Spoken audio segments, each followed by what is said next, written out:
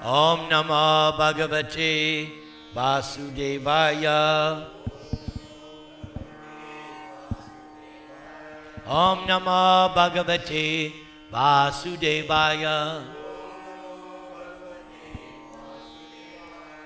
Om Namo Bhagavate Vasudevaya. So we just heard about the great Mahatmas, pure devotees. They perpetually worship Krishna. And in this same chapter, in 2 verses, Krishna explains those who don't worship him, but instead worship the Vedas. You may recall in chapter 2 of Bhagavad Gita, Krishna told Arjuna, Nishtray Gunya Bhavarjana, that I want you to transcend the Vedas, because the Vedas are mostly engaging in materialistic pious activities. But I want you to be transcendental. So in these 2 verses, you will see why.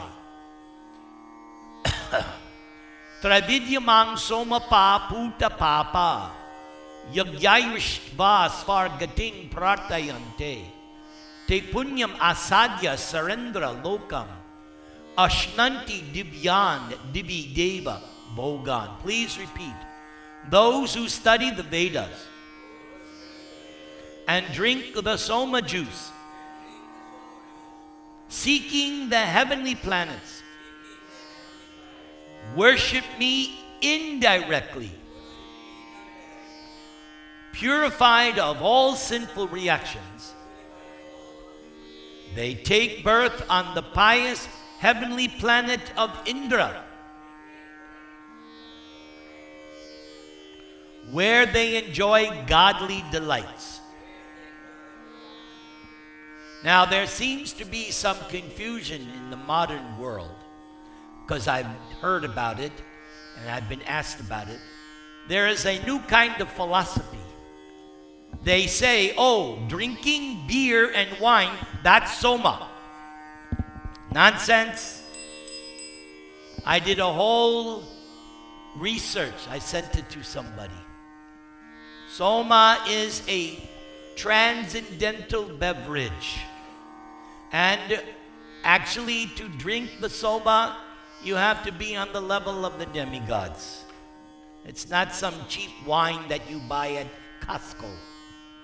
No, it's a special elixir found on the heavenly planets. So you can study the Vedas, and there are people who do that. Why? They want to go to heaven, as it says here, where we can enjoy godly delights. Yes, the standard of material happiness in the heavenly planets is far greater than what is found here on earth. Just like on earth, there are different grades of material happiness. Right? You go to, say you go on vacation, you go to some nice place, Hawaii or Fiji. Nobody's taking a vacation to go to Sudan. No, there's a different level, right? The living conditions are different even on this planet. So compared to the heavenly planets, the standard of sense enjoyment is very opulent. You will find in the 8th canto, when Bali Maharaj comes to conquer Indra in his capital, and there's a description, the roads in Indra's capital made of diamonds, rubies, emeralds. What are our roads? Asphalt. Yes, this description is there. So, people want to go to the heavenly planets to enjoy better sense gratification. But now, Krishna is going to diffuse that in this next verse. Tetang bhukva svarga lokam vishalam shine punye martyalokam vishanti evam trai dharmam anuprappana Gata gatang kama kama labante. And when they have thus enjoyed vast heavenly sense pleasure, and the results of their pious activities are exhausted, they return to this mortal planet again. So yes, you can go to heaven, but not forever. When your bank account runs out, what's your bank account? Your austerities, your penances, your pious activities that you did as a human being allows you, affords you, but when it's finished, there's a nice description by Krishna in Bhagavatam. You're flying in your airplane and all of a sudden you come crashing head down to earth once again. Just like you can go on vacation, but at a certain point, got to go back home. Can't stay on vacation forever. The money runs out. All right? So the same way, going to heaven is just like a vacation. Oh, we're enjoying. Nice. But the day comes, and this is described in the Bhagavatam, that the demigods in heaven know, they know this. And how do they know that they're about to leave? Generally, in the heavenly planets, you don't give birth. They engage in copulation, but there's no birth. But when they give, the wife becomes pregnant, then they know, oh, this is my last year in the heavenly planets. So a warning is there. And then there is a nice description in Bhagavatam. What are the demigods praying during that last year?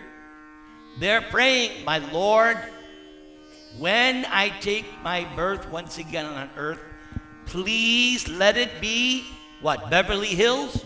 No. Bharatavarsha, not Orange County. The demigods pray to take birth in Bharatavarsha. Why? Because they want to again do all kinds of pious activities so that they can return to their vacation. So Krishna says, thus, those who seek sense enjoyment by adhering to the principles of the three Vedas achieve only repeated birth and death. And this is mentioned also in chapter 8. Brahma Bhuvanau. Even you can go to the topmost material planet of Lord Brahma, down to the lowest. What does Krishna say? Dukalayam Ashasvatam. Krishna certifies. Doesn't matter where you go in this material world. Everybody experiences temporary suffering. Yes, the enjoyment on the heavenly planets is greater, but it's not real enjoyment. Real enjoyment is spiritual enjoyment. Actually, the way to look at material enjoyment is simply a lessening of the degree of suffering. When you are suffering and then you get some relief, we've all had that experience. I had it many times. Kidney stone. I thought I was going to die. I called my wife crying, come home, I'm dying, save me. I didn't know it was a kidney stone. I actually thought I was going to die. So she had to drive all the way from downtown LA. She took me to the hospital and they said, oh, you've got kidney stone. And waiting in the ER, 45 minutes. Huh? Oh, Krishna. Huh? Yeah, lucky 40. I know. Lucky. So, actually, the Bhagavatam explains, everyone is suffering, and what we take as happiness is a little decrease from the suffering. And what we call more suffering is when it increases. So if we want real pleasure, lasting pleasure, Here it is. Performing bhakti, devotional service to who? Lord Krishna. Everybody chant the Maha Mantra.